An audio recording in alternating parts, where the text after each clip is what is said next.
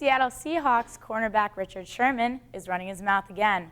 After Seattle's win over the 49ers this past Sunday, he commented on the sportsmanship of former college coach Jim Harbaugh. Sherman said Harbaugh did not acknowledge Sherman's congratulations on a good game and said, quote, "I guess sportsmanship doesn't go both ways." Harbaugh was questioned about the encounter after the game and said he didn't realize it was him until he was moving the other direction. "I congratulate the Seahawks, they played a great game." But on Monday night, Sherman referenced Harbaugh again by saying, "I'm fine, I'm in Seattle, he's in San Francisco." On Monday at 3:16 p.m. Eastern Time, the Jacksonville Jaguars fans had a rally in the parking lot of Everbank Field. The group of 20 fans are urging the Jaguars to sign free agent quarterback Tim Tebow. James Stewart, a Jaguars fan, said that this rally would be the first of many and wants the Jacksonville Jaguars to bring in Tim Tebow. Despite the Jaguars' general manager, David Caldwell's past statement that he isn't interested in adding Tebow to the team's roster, the fans have spoken. We'll see if Tim Tebow ends up joining them. New Orleans Saints versus the Baltimore Ravens matchup, Reggie Bush was injured late in the game. It was reported that he sprained his ankle on a short reception pass. The Ravens linebacker Bart Scott tackled Bush and rolled over both of his legs. Bush was taken off the field by team staff and examined. The Saints said that Bush's injury is not serious and should not be sidelined for an extended period. Ndamukong Suh, defensive tackle for the Detroit Lions, is appealing his $100,000 fine for delivering a low block on John Sullivan, a lineman for the Minnesota Vikings.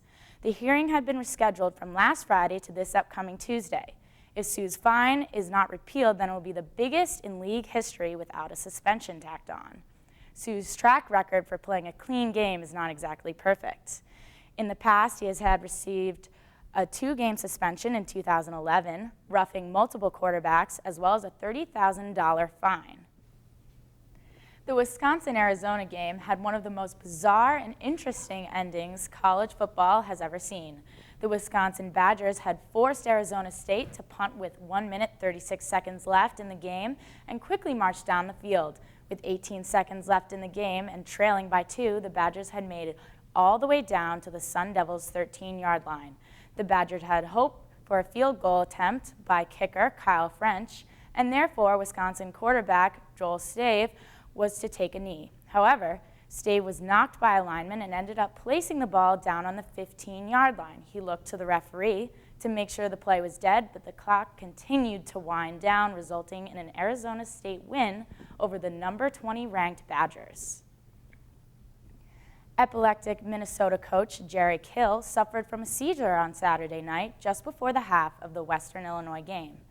Many have been questioning whether or not Kill is cut out for a stressful head coaching job with this kind of illness, but his team, staff, and the university is 100% behind him.